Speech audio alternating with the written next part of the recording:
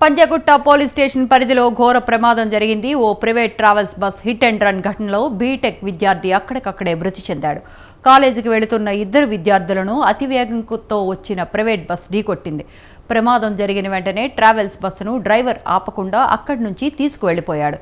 ఈ ప్రమాదం లోకేష్ అనే 20 సంవత్సరాల బీటెక్ విద్యార్థి అక్కడికక్కడే మృతి చెందగా మరొకరికి తీవ్ర గాయాలు తగిలాయి. మృతుడి కుటుంబ సభ్యుల ఫిర్యాదుతో పంజాగుట్ట పోలీసులు కేసు నమోదు చేసి దర్యాప్తు చేస్తున్నారు. విద్యార్థులను ఢీకొట్టిన ప్రైవేట్ ట్రావెల్ బస్ కోసం గాలింపు చేపట్టారు.